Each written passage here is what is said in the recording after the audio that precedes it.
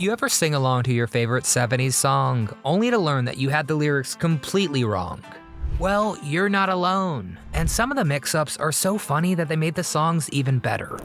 If you like pina coladas and getting caught in the rain. From tangerines to cologne to poor old Bruce, here are the most hilarious and misunderstood lyrics from the 1970s.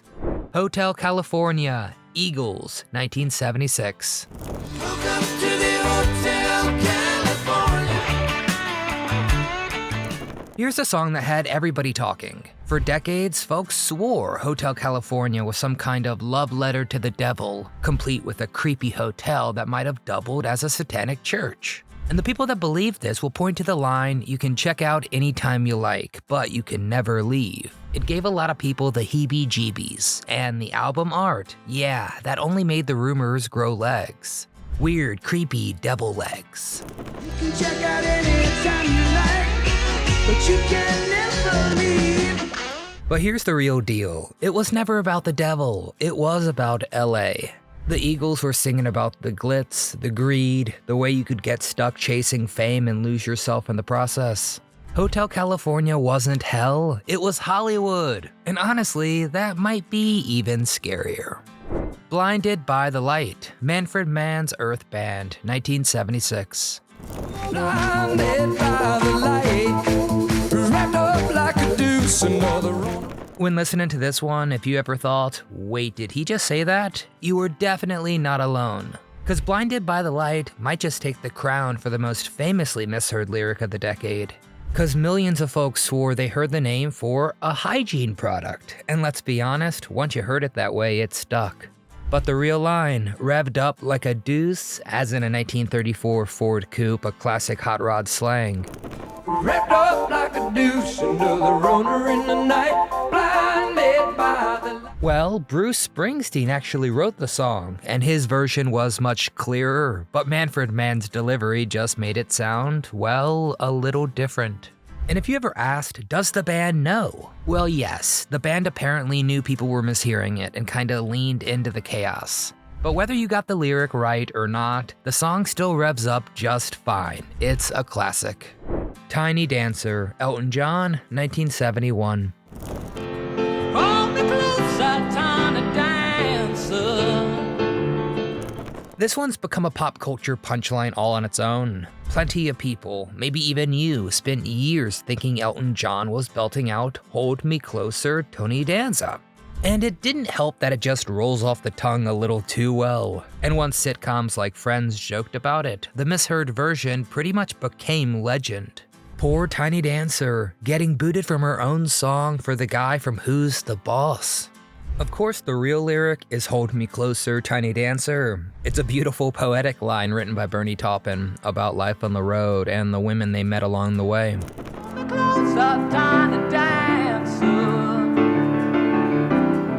But hey, if Tony Danza ever wanted to claim it, we would probably still sing along. This is one of those cases where the misheard version was just too catchy to ignore, and too silly and too funny to ignore. And honestly, it might be one of the most lovable mistakes in rock history.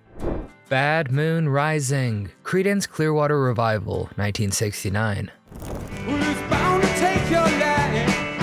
Yeah, the bad moon on the right. Now this one, just about everybody's gotten it wrong at some point. That swampy CCR classic kicks off with "There's a bad moon on the rise." But a whole lot of us heard "There's a bathroom on the right." And once that kind of plants itself in your brain, good luck ever hearing the right way ever again. And that's okay, it's become one of the all-time greatest accidental bathroom breaks in rock history. Yeah, the bad moon on the right. Oh. In fact, John Fogerty thought it was really funny and he started singing the misheard version during live shows just to kinda mess with people. That's how common and beloved the mistake became. The real lyric paints a picture of trouble brewing on the horizon, but the misheard one, well, it's practical, maybe a bit too practical. Escape, the Pina Colada song, Rupert Holmes, 1979. Yes, I like pina coladas and getting caught in the rain. Yeah, you know the one. It starts playing and suddenly everyone's swaying around, singing about pina coladas and getting caught in the rain. But some folks, especially when they first heard it on the fuzzy AM radios, swore that Rupert Holmes was crooning "If You Like Bean Enchiladas." And hey, who could blame them? It has the same rhythm. And honestly, bean enchiladas sound pretty good too. I mean, maybe not on the beach, maybe a taco or a tamale then. If you like pina coladas and getting caught in the rain. The real lyric, of course, is "If You Like Pina Coladas," which kicks off a song about a couple rediscovering each other through a personal ad. But the misheard version has become a running joke over the years, enough so that you'll still catch people belting it out with confidence. Whether you're sipping rum on the beach or craving Tex-Mex, this one has you covered. And either way, it is still a perfect sing-along beach song. Benny and the Jets, Elton John, 1974.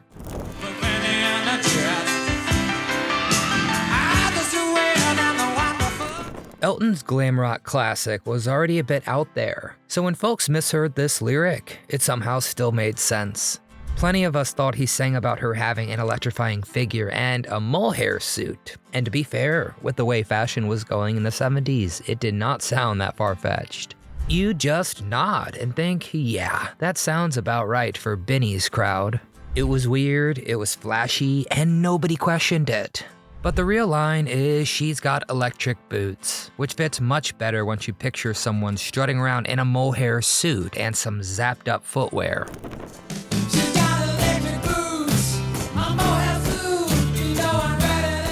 Elton John and Bernie Taupin were painting a picture of a wild futuristic band with sci-fi flair. Not battery-powered body parts, but still the misheard version added a whole new level of bizarre charm. And let's be real, half the fun of this song was never knowing exactly what he was saying.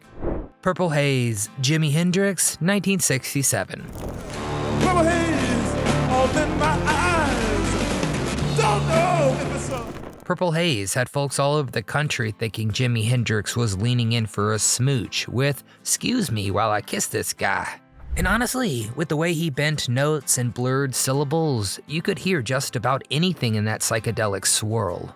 Kiss this fly, kiss this cry, kiss this bike? No, not that one. excuse me while I kiss the sky.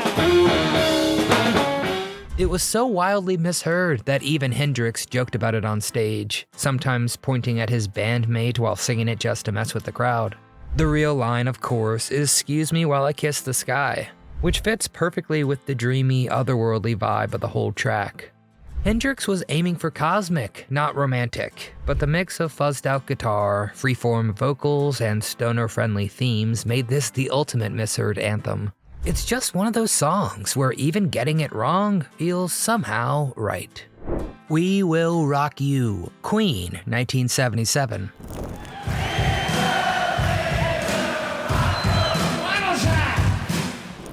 Now everyone knows this stomp stomp clap rhythm, but not everyone gets the lyrics right. Because somewhere along the way, people started hearing "kicking your cat" all over the place, which definitely gives the song a darker twist than intended. It's one of those misheard lines that's funny because it makes absolutely no sense, and yet it still kind of works rhythmically. Poor kitty never saw it coming. Kicking your can all over the place. See it? Of course, Freddie Mercury and the gang were actually singing "Kicking Your Can" all over the place, which definitely fits better with the rebellious, rough around the edges tone. It's a line about troublemakers, not feline abuse. But once the cat version kind of took hold, it became one of those misheard gems that stuck around just for laughs. And let's face it, you still smirk when you hear someone belting it out the wrong way. Here I Go Again, Whitesnake, 1982. Here I go again on my own. Going down. Yes, I know it's the 80s, but it always gets a laugh, and it's a great song. Whitesnake's power anthem has that soaring line, "Like a drifter, I was born to walk alone." But plenty of folks have proudly belted out, "I was born to wear cologne." It turns a lonely road ballad into a fragrance commercial pretty fast. Picture someone dramatically spraying themselves in slow motion before hitting the highway. It kinda works, right? I was born to walk Of course, the real line fits the mood of the song way better. That's not what I'm saying. It's all about independence, heartbreak, and finding your own way. But the Cologne version stuck around because it was just pretty stinky. It was just so delightfully off base. And honestly, for anyone who grew up blasting this one with the windows down, both versions still feel epic. Don't Bring Me Down, Electric Light Orchestra, 1979. I'll tell you once more before I get off the floor. Don't bring me down. If you thought they were just yelling at some guy named Bruce, you were in good company. Because for years, people swore Jeff Lynne was singing, "Don't Bring Me Down, Bruce." And man, it really sounded like Bruce had really messed something up. It became one of those misheard lyrics that was so believable, it just became the lyric. Even Jeff Lynne eventually started singing Bruce live, because hey, why not? But the original word was Groose, a made-up bit of space-age nonsense meant to fit the song's vibe. Don't bring me down, Bruce. Don't bring me down. You're telling me there was no Bruce? No breakup, no grudge? Just a made-up word that accidentally became one of rock's greatest mix-ups? Huh. It's one of the rare cases where the misheard lyric kind of took over the real one. And let's be honest, Bruce deserves a thank you for helping make this one unforgettable. The Joker, Steve Miller Band, 1973. I'm a joker, I'm a smoker, I'm a midnight toker. You probably sung along to this one 100 times without ever stopping to ask, wait, what's a pompatus? Cause Steve Miller croons about the pompatus of love, and for decades, listeners just scratched their heads trying to figure out what on earth he meant. Some thought it was a fancy word that they just didn't know. Others figured it had to be slang, or maybe something cosmic and deep. Well, it turns out, it's just not a real word at all. I speak of the pompatus of love. That's so pompatus. Miller picked it up from an old doo-wop song where that singer likely misheard something himself and just ran with it. So the famous pompatus is basically a misheard lyric about a misheard lyric. And that makes it one of the most legendary musical game of telephone moments of all time. Smoke on the Water, Deep Purple, 1972.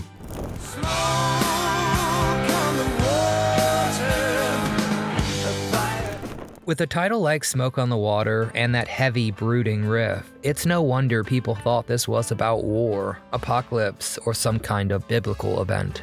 For years, listeners imagined it as a cryptic warning or a protest anthem, especially with all that talk of smoke, fire, and destruction. It sounded serious, mysterious, and just vague enough to let imaginations run wild. But the truth, it's a whole lot more literal and kinda more wild. Cause Deep Purple was actually singing about a very real fire that broke out during a Frank Zappa concert in Switzerland. Some genius in the crowd fired off a flare gun, and the casino where they were playing just went up in flames. Thank God no one was hurt. The band was nearby watching the smoke drift over Lake Geneva. And they turned that disaster, that unforgettable image of smoke coming over the water, into one of the most iconic rock tracks of all time.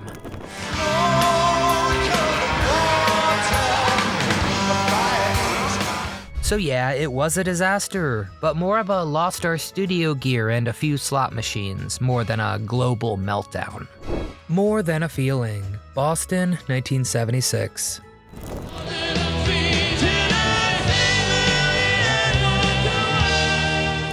This one had a lot of folks thinking the singer was getting misty-eyed over someone named Mary. The lyric, "I see my Mary Ann walk away," often came through as "I see my Mary Ann walking away," or even just "I see my Mary and walking away." Well, with that soaring guitar and Tom Scholz's rich production, the words kinda melted into the music, and listeners filled in the blanks however their ears heard it.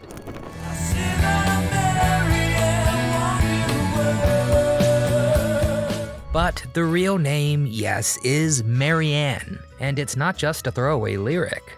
The song's writer, Tom Scholz, said it was partly inspired by his cousin's name and the bittersweet feeling of lost love slipping through your fingers.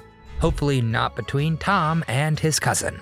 But still, Mary just felt easier to hear and sing for a lot of people. And whether it was Mary, Marianne, or someone else entirely, we all felt that little sting of nostalgia in every single chorus.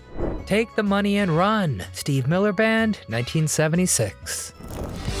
Go on, take the money and run. This one's a bit of a back and forth kind of deal. Steve Miller tells a pretty clear story in the song. Billy Joe and Bobby Sue hit the road and start causing trouble. But there's one line that has had fans debating for years. Billy Joe shot a man while robbing his castle. Well, a lot of folks actually think he said Texaco or even cash flow, depending on how grainy their speakers were back in the day, I guess. And honestly, robbing a castle does feel a bit medieval for two 70s bandits on the run. Bobby Sue took the money and run. Yeah, yeah. But according to the official lyrics, castle is the right word, and it might have just been there to rhyme with hassle. And to be fair, my man cave is my own castle, and I don't want it to be robbed. But still, even with that confirmation, people kept mishearing it, misquoting it, and arguing over it at barbecues and tailgates. It's just one of those lyrics where nobody's 100% convinced, even with the facts. Which, frankly, makes it even more fun to sing at full volume. Rock and Roll All Night, Kiss, 1975.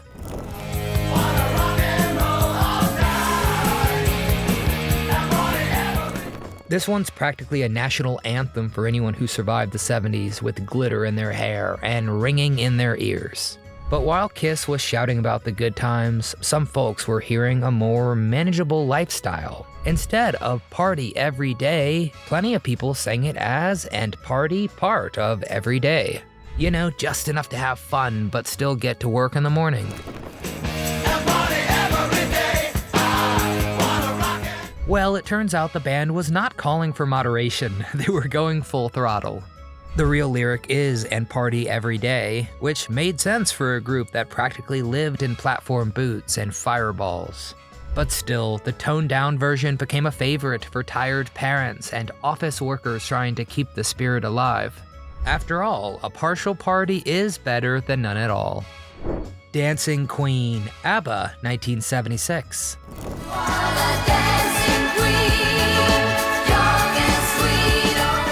With its glittery keys and dreamy vocals, Dancing Queen swept people straight onto the dance floor, but not everyone caught every single word. A surprisingly large group of fans heard "Feel the Beat" from the Tangerine, which sounded fruity, fun, and honestly not that out of place in a disco setting.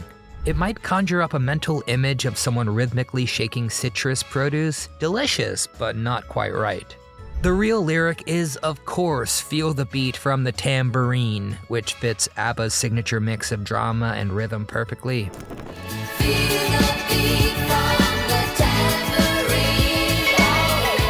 But between the Swedish accents and the swirl of production, the word easily got bent into something a little more tropical. It's one of those mistakes that people kept singing anyway, because hey, it still sounded great. And if you danced to it with a fruit bowl on your head, we are not here to judge. It was the 70s. I Can See Clearly Now, Johnny Nash, 1972. I can see clearly now, the rain is gone.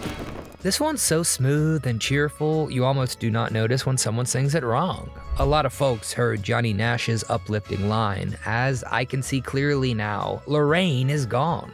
And they just kind of rolled with it. Who was Lorraine? A bad ex? A stubborn roommate? Either way, people were ready to see her gone.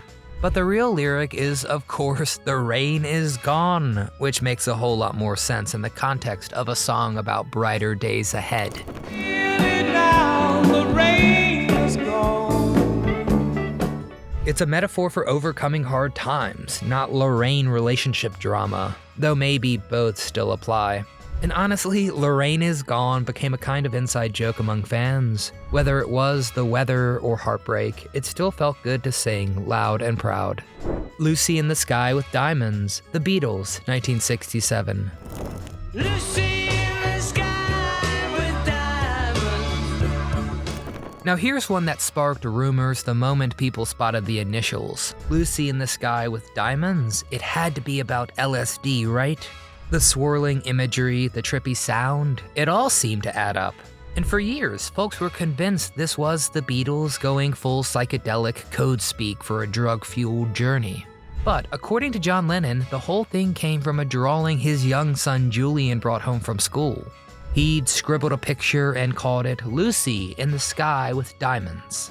And then John just took it from there, and the rest is kaleidoscopic history. Sure, it sounded like something from another planet, but sometimes kids say things more magical than any drug. And Lennon actually said any drug-induced fantasy elements is probably from him reading Alice in Wonderland, which that alone explains a lot too. Beast of Burden, The Rolling Stones, 1978.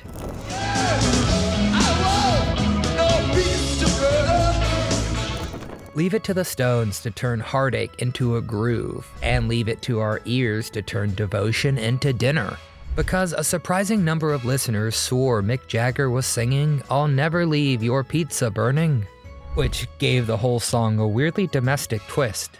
Suddenly, this soulful plea was less about emotional baggage and more about watching the oven. Romantic? Maybe. Tasty? Definitely. But the real line is, "I'll never be your beast of burden," with Mick promising he won't carry the weight of a one-sided relationship. I don't need a beast of burden. I walk my...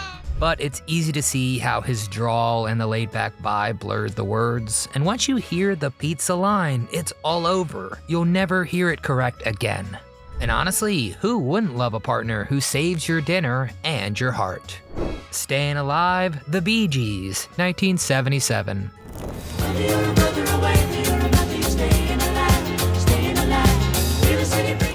The falsetto, the strut, the beat, this song was the disco era.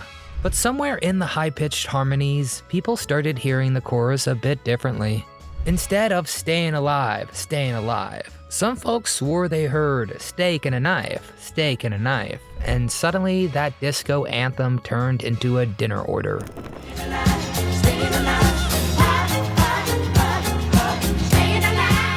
Of course, the real lyric is the title itself, sung with that signature Bee Gees flair. It's about grit and survival in the face of a tough world, not a trip to the steakhouse. But the misheard version caught on because it's pretty funny and too easy to imagine someone boogieing into a booth at the Sizzler. And I guess the wrong lyrics still work as a CPR rhythm guide. Probably not what someone wants to hear chanted at them when they're recovering at the pool. But whether you're dancing or dining, this one always hits the spot.